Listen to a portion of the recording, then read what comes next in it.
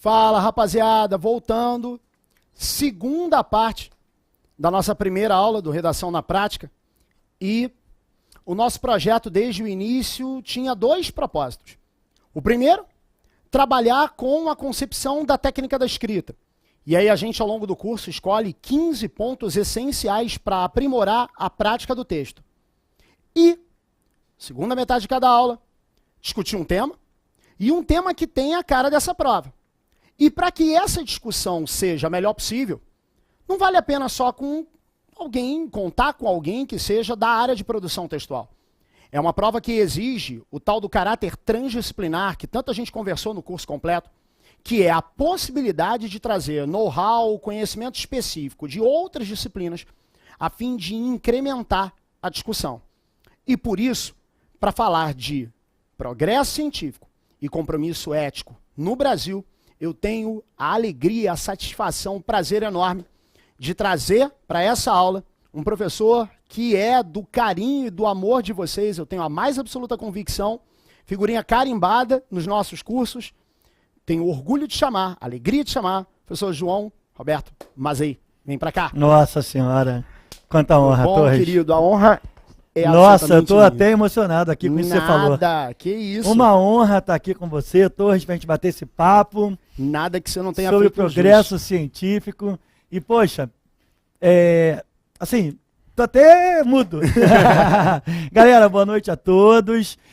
Que a gente tem um trabalho muito bacana aqui. Eu e esse camarada que para mim hoje é a fera do que é a redação. E esse trabalho que o QG faz com você, que é de trazer o quê? Essa troca, né? Uma hora ele vai estar com o pessoal de química, outra hora ele vai estar com o pessoal de outra disciplina. E isso vai fazendo um conteúdo, uma somatória, né, Torres? Que é o que é bacana para ele, para dar argumentação. A argumentação acho que é tudo nesse... Não, a argumentação é fundamental e acima dela, né? A possibilidade de a gente contar com know-how específico das áreas para fazer com que as redações sejam mais conteudistas. Sem dúvida. É porque, de repente, dependendo do tema, o candidato se perde por volume de informação. E a falta de aplicação às situações práticas, né, as situações de redação solicitadas pela banca, essa falta de habilidade pode prejudicar muito. E eu acho assim, Torres, ele fica meio que rodando, com um monte de informação, não consegue fechar, não consegue abrir, não consegue, fica morto. Fica não, ali. E ele para e chega inclusive a comprometer um outro aspecto muito comum da redação, que é a questão da estrutura textual. Esse texto é para ser argumentativo. Ele precisa defender um ponto de vista. E tem que ter conectivos, né? E os conectivos vão sendo dados a partir dos conteúdos que o cara vai absorvendo. Que isso? Moleque, tá achando que eu tô de bobeira, isso? garoto? E a gente hoje tem um assunto com muita cara de Enem. E a gente hoje discute sobre, como um tema qualquer que o Enem pede, um tema em que há problemas e problemas que pedem intervenção. Então, a gente começa esse papo eu te perguntando, a quantas anda essa questão da ciência e da ética num país que vem passando por um desenvolvimento em uma série de áreas, vivendo crise em outras, mas no caso da ciência em especial, nos últimos meses, né? E aí a gente pensando mais em prova, muitos têm falado sobre isso, diversos fatos têm tomado aí o noticiário.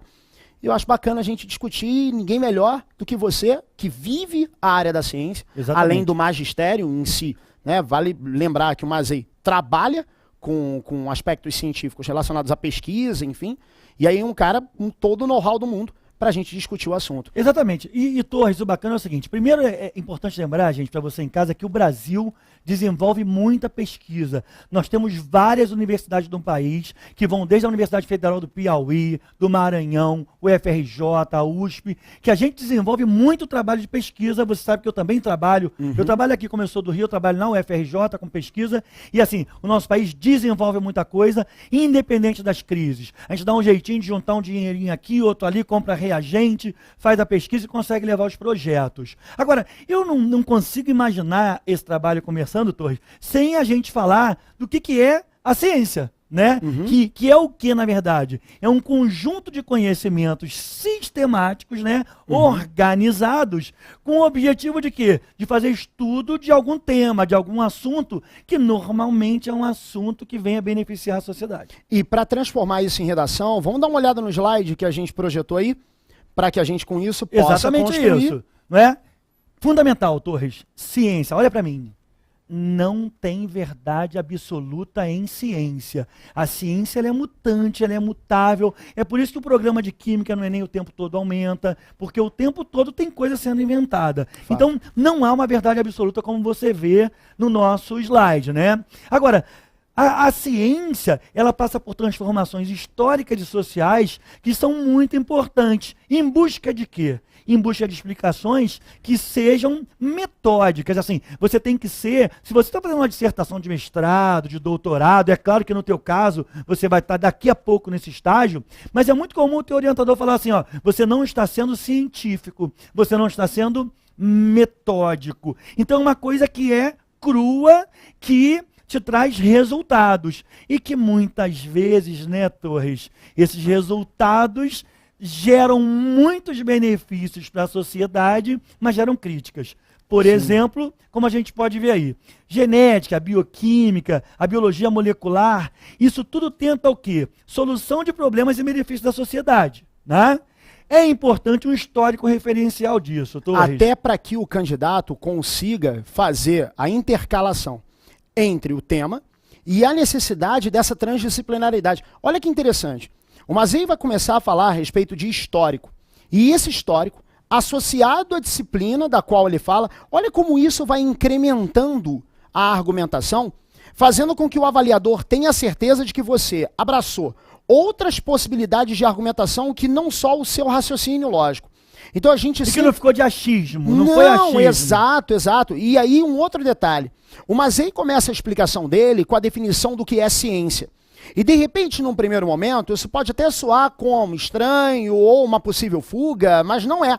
Vale lembrar que no tema que nós propomos, científico é parte da proposta temática, que aliás é uma dica universal para qualquer redação que você faça na vida. Exatamente, e que são palavras que estão no tema, como se a gente pegasse, por exemplo, aquele da por que persiste a agressão à mulher. O persiste estava no tema e ele talvez fosse o foco mais importante daquela redação. Sensacional. Caraca, meu Deus do céu, né, brother? Mas a ideia é exatamente essa. Como persistência no ano passado deu problema, porque as pessoas falaram muito mais. Falava de agressão, de etc, e persistência não. E né? esqueciam que o aspecto histórico tinha que ser valorizado nessa concepção, até para que se entendesse que a violência tinha várias caras. A física, a moral, a psicológica e por aí vai. Talvez a psicológica seja até uma das piores, né? Exatamente. E aquela que de vez em quando passa desapercebida, como muita gente no ano passado até argumentou, porque vem de uma cultura patriarcal e o tema do ano passado. Mas vamos voltar a falar do Exatamente. tema desse e aí, ano. Tendo ideia de um histórico referencial, é muito importante lembrar o quê? Que a genética, no século XX, já com as leis de Mendel, ela já deu assim um boom, um avanço muito importante na sociedade civil como um todo. Então você pode produzir alimentos em maior escala, animais com maior força e com maior quantidade, por exemplo, de carne. Mendel, então, ajudou muito nisso. E logo depois o fato de decifrar o código genético. Então, peraí. Então você está dizendo para mim que a genética começou a interferir na construção da noção do próprio cotidiano. Exatamente, do ser humano, do dia a dia. Então aí a gente pode, inclusive, já com essa proposta, entender que a ciência ela é muito mais do que aquele aspecto laboratorial que midiaticamente a gente está acostumado. Parece aquela coisa de laboratório, maluco, jaleco, exatamente isso, Torres. E tubo de ensaio. Não! Esse tema, ele tem a excelente oportunidade de dar um gancho maravilhoso para que você fale da ciência como algo do cotidiano. Do teu dia a dia, que acontece nessa camisa. Essa camisa aqui do QG, aqui tem um algodão que foi trabalhado com um polímero, com uma poliamida, esse microfone foi de um polímero, a ciência está no teu dia a dia. E a gente vai chegar à ética daqui a pouco, mas antes mesmo de chegar à ética, eu acho imprescindível esse aspecto. Entender a ciência como uma ferramenta para a construção do cotidiano, tá ok? Exatamente. E a partir daí, quer dizer, começou-se a desvendar o código genético e algumas discussões, né? As pessoas começaram, mas vem cá, desvendou o código genético, então agora eu vou querer produzir um filho só com olhos negros. Vou querer produzir um filho com cabelo black só. Eu não quero mais um filho lourinho, por exemplo. Então, assim, vai ter uma especificidade. O meu áudio tá legal, Caio?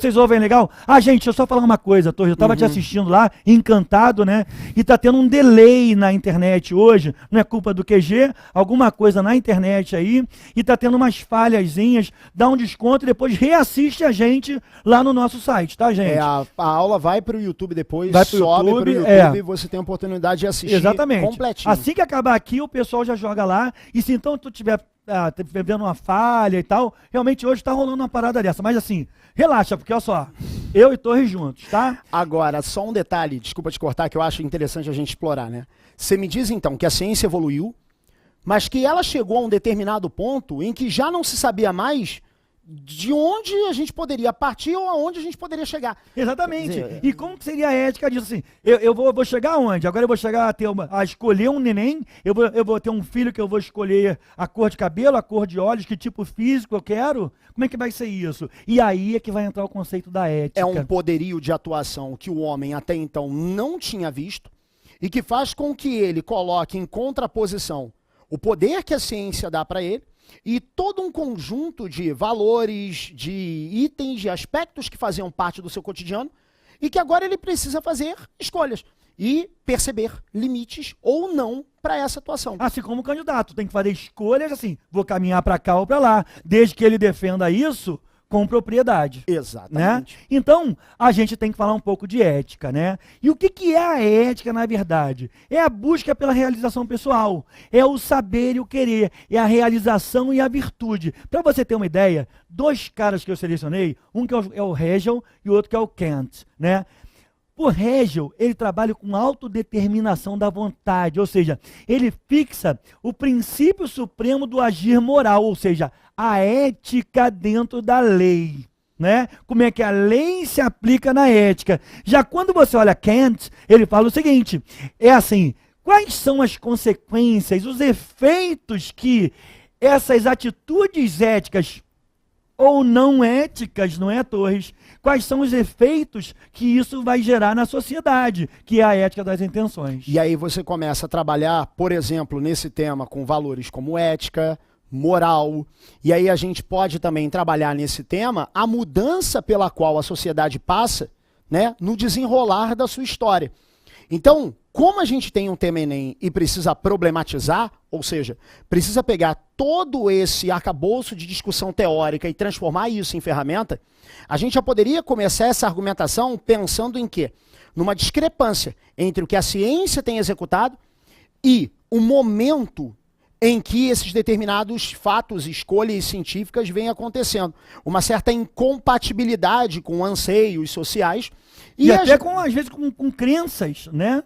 Além do anseio, a crença das pessoas, um monte de coisa assim. E os antagonismos que vão sendo construídos e que a gente exemplificando, a gente vai deixar mais claro. Exatamente. Seguindo lá. Então, a partir daí, assim, a gente precisa saber, assim, ter um posicionamento sobre a ética, né? Que é o quê? É o meio pelo qual se chega a normas consensuais na moral e no direito. E a gente fala do Kant e fala do Hegel, né? Uhum. O discurso argumentativo, e aí entra Rafael Torres nadando de braçada, né? O discurso argumentativo, ele é exercido por todos os indivíduos. E isso é que é importante. Como que você argumenta? Como é que você defende a tua posição científica frente à ética? E, na verdade, quando a gente fala em ética, fala da relação entre o meu espaço e o espaço do outro, numa coexistência social. Então, quando a gente fala de ciência relacionada à ética, é exatamente essa questão que envolve os limites que acaba sendo decisiva para a gente escolher até onde essa ciência pode ir ou não. E que vai dentro do conceito de democracia. Que democracia é você fazer o quê, no fundo? É reconhecer o outro como um ser e com suas opiniões próprias. E isso é muito interessante de fazer, de saber. E o que eu estou ferindo nas escolhas científicas? As escolhas científicas que têm sido feitas, a transformação da ciência naquilo que a gente falou agora, prática cotidiana, como é que isso tem se desenrolado? Já que o tema Enem, repito, exige problemática, a gente tem que buscar onde essa ciência não tem sido executada de uma forma saudável. Onde essa ciência tem ultrapassado limites éticos da construção do meio social, para que aí sim a gente proponha na sequência intervenções, como o tema do Enem também exige. Exatamente. E assim, e uma coisa que eu acho muito bacana, Torres, é a gente pensar assim, poxa, eu estou evoluindo na ciência, mas o que eu vou fazer agora? Eu vou reproduzir um monte de seres iguais? Eu já vi uma matéria, um texto que eu li pra gente fazer esse trabalho, de uma pessoa que pensava em reproduzir 500 pessoas iguais. Gente, e a individualidade pessoal, cadê a ética disso? Cadê a moral? Cadê a lei? Né? Isso é que é bacana. E uma outra linha de argumentação muito interessante que a gente pode caminhar aí, né, nesse sentido, é a questão legal. Será que a lei no Brasil tem dado o suporte necessário para a manutenção dessas condições das quais a gente está falando aqui? Será que existe hoje todo um arcabouço, todo um conjunto de regulamentos que possam fazer com que essa ciência tenha limites nessa atuação? Ou será que a legislação com a qual a gente conta hoje não tem ajudado tanto nesse sentido? Um outro aspecto nesse tema, aliás, não só nesse, tá? Eu sempre digo isso quando estou dando as minhas aulas presenciais. Lei. Faça com que a lei apareça mais na construção das suas argumentações. E isso, às vezes, a própria coletânea de textos disponibiliza. Eu me lembro, na ocasião em que apareceu o tema como os efeitos da implantação da lei seca, um tema do Enem. Aparecia um primeiro texto na coletânea, faz um tempinho. Quando apareceu o primeiro texto, sabe o que o primeiro texto dizia? Que era a obrigação dos estados e dos municípios aplicarem essa lei. E, aliás, essa foi uma argumentação com que muita gente contou para defender o tema. Porque foi um dos temas mais atacados ao longo da história do Enem, porque o cara que morava numa região em que a lei seca nunca aconteceu, se sentia prejudicado por ter que falar de algo que não vivenciou. E aí, com esse texto 1, havia um recado subentendido do governo, como que diz assim, vem cá, não tem aí? Desculpa, é o estado e o município que não aplicou. E isso acaba mostrando o quanto a legislação pode ajudar, inclusive na própria argumentação. Porque naquele tema você poderia ter dito que a lei seca era interessante, mas que ela não havia sido aplicada em todos os locais em que ainda poderia ser. Exatamente. Então, num tema como ciência e outros temas, vamos começar a pensar mais em legislação. Talvez seja uma oportunidade de incrementar teu argumento, tá? Não, e de dar realmente direito de fato, né? Porque uma lei é uma coisa indiscutível, né? Pelo menos a gente acha. Sim, e pior, se você parar para pensar no que diz respeito a uma correção de redação que sempre é comparativa, por mais que o avaliador não perceba, às vezes ele nem percebe. Uma coisa com a outra, não, lógico. Quando ele pega uma redação entupida de problemas sobre um determinado aspecto, não tem como ele pegar a seguinte se desvinculando do que ele leu. Ele fica impregnado com aquilo. E aí você consegue se diferenciar, porque são poucos os candidatos que contam com esse tipo de ferramenta. E me parece que quando a gente fala de ética e ciência, a lei prato cheio. E aí, Torres, que eu tô achando esse teu projeto, essa tua ideia de convidar as pessoas, os colegas teus, isso, assim, muito engrandecedor, porque além de toda essa tua parte, que eu sempre assisto, sou teu fã, você sabe disso, e falo ao vivo, o fato de trazer um colega que venha ajudar nessa argumentação, isso enriquece demais esse trabalho nosso. E você, como cientista, acompanhando o noticiário, acompanhando o que hoje a mídia divulga sobre a questão da ciência relacionada à ética, tem alguns fatos que você pode botar para jogo aí pra gente discutir? E eu acho que bacana pro Enem, assim, a gente discutir as coisas atuais, né? Sim. Assim, um dos dilemas éticos que hoje permeiam a ciência e a ética, e que eu acho que são, assim, um deles, o mais importante hoje, é a pílula do câncer, né? Todo mundo está falando sobre a pílula do câncer e, sobretudo, sobre a aprovação dela sem que ela tenha sido aprovada pela Anvisa. O que muito eu li, ouvi a respeito, você pode até me confirmar, é o fato de que essa aprovação aconteceu, além, né, dessa questão da Anvisa, sem que houvesse uma discussão com a própria comunidade científica. Exatamente. Apesar de resultados positivos. Por que isso é tão engraçado em ciência, gente? Você tem resultados positivos, mas isso precisa de ter um livro chamado Amargo Remédio. É um livro maravilhoso, acho que eu aconselho todo mundo a ler. Esse Amargo Remédio fala exatamente disso. De um remédio, que nem um filme que houve há pouco tempo também com Glória Pires, que eu sou fã, né? Em que ela usava um remédio, e esse remédio acho que era para emagrecer, mas matava as pessoas. E ela então começava a ficar tonta, a morrer. Por quê? Falta teste.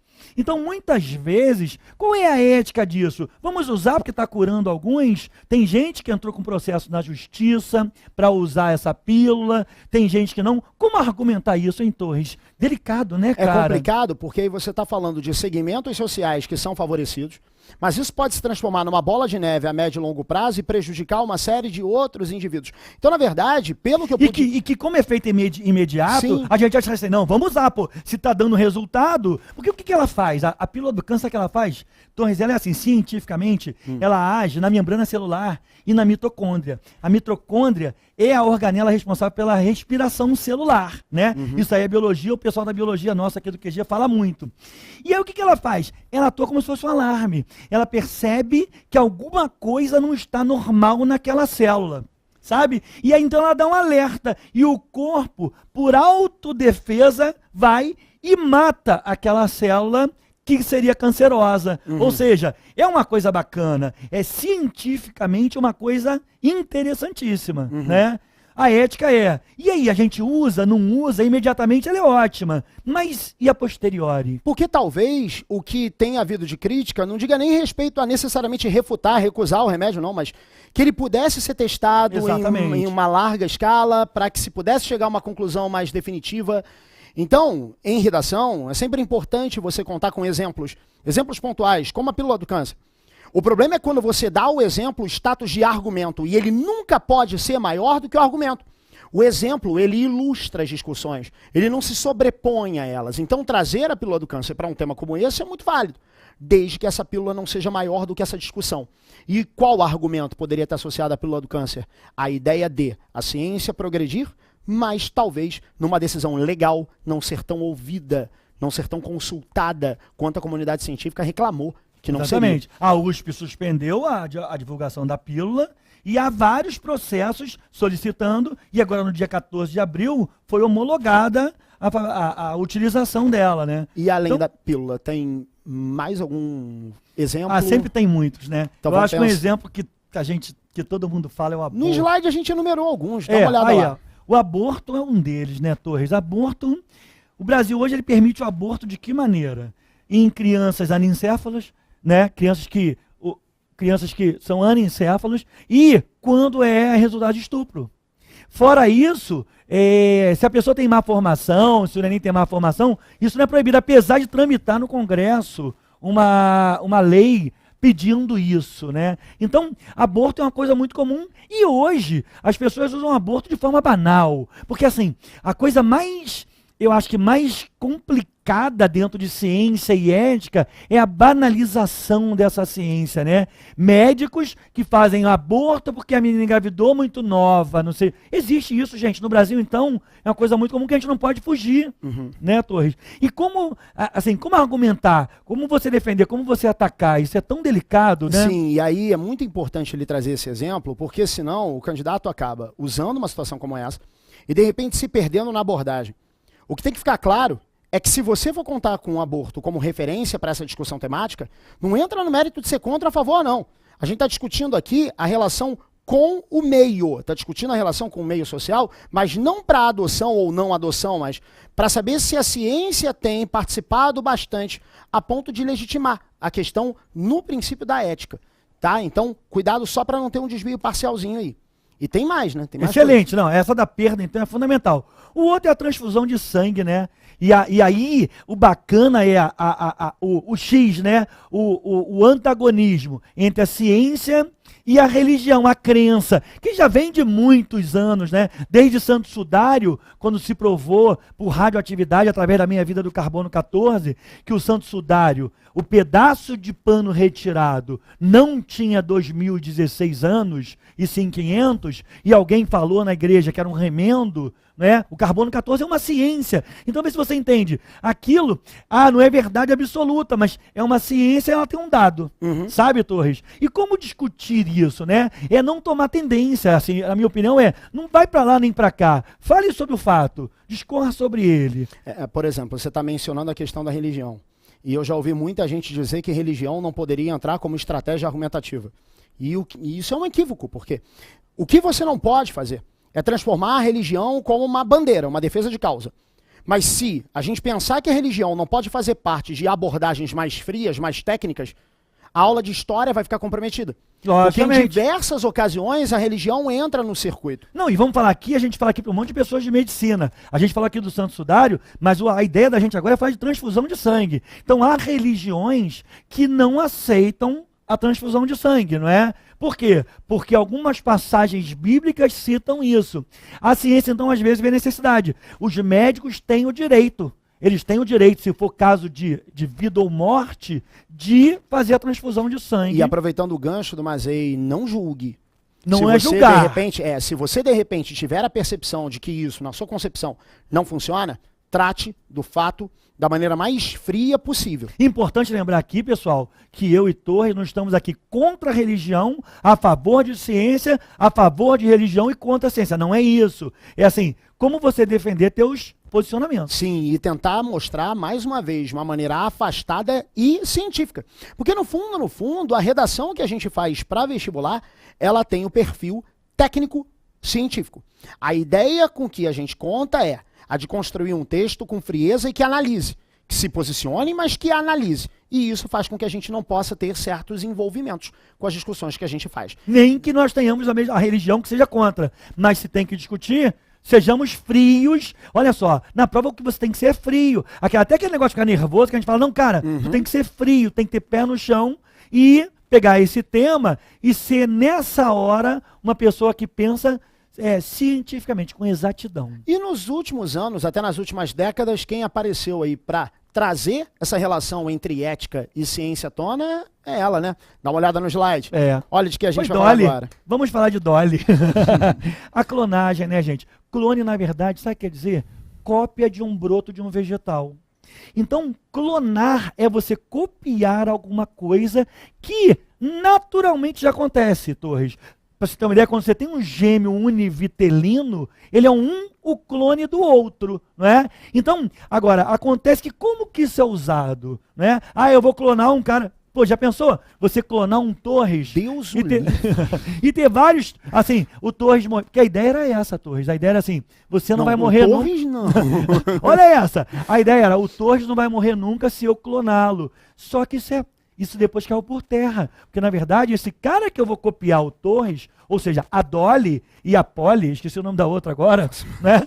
Não faço a menor ideia agora do nome delas, mas elas são o quê? 2 indivíduos diferentes. Né? Então não é a mesma coisa, não é manter, estou perpetuando o Torres, né? E a clonagem, então, ela talvez seja um dos assuntos, junto com a transfusão de sangue, que gere a maior polêmica dentro da ciência. E a questão da clonagem vai trazer à tona, de novo, o mérito da perda identitária. Exatamente isso. Eu estou falando da reprodução de quê? De corpos ou de identidades, de indivíduos? E aí você pode problematizar, obviamente, 500 indivíduos iguais, isso. Como que vai ser isso? Exatamente. A construção da sociedade não é feita a partir também das diferenças e da convivência, da coexistência dos diferentes? Como é que a gente bacana é exatamente essa heterogeneidade e que a vida oferece pra gente. Então como é que você vai ter tudo homogêneo, né? Vamos falar de química, mistura homogênea e mistura heterogênea. Mistura homogênea é muito mais difícil de separar. Por quê? Baseado em propriedades físicas. Então, tudo acaba com ciência tendo a ver, sabe? E olha o quanto a gente está passeando por química, por biologia, por uma série de disciplinas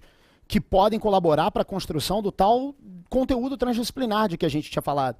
Vamos lá, o transdisciplinar não é a cereja do bolo, é uma obrigação, é uma necessidade, tá? Que é trazida por uma banca, que se pretende uma banca que unifica os conteúdos. Você vê pela própria nomenclatura, né, das provas, ciências da natureza, enfim, linguagens e códigos, são áreas do conhecimento, e não mais disciplinas isoladas. Exatamente. E a gente termina a nossa lista, fecha lá. Falando dos alimentos transgênicos, né? O que vem a ser um alimento transgênico? A soja transgênica. Na soja, Brasil é o segundo maior produtor de soja do mundo. Hoje já dizem que é o primeiro, né? O primeiro é Estados Unidos ainda, mas o Brasil aqui no Centro-Oeste, Goiás, Brasília, né, Mato Grosso do Sul, usa-se muita soja. E muita soja, a soja exige um agrotóxico chamado glifosato, que é um organofosforado. O que é a soja transgênica? É aquela soja que resiste a esse glifosato como defensor agrícola.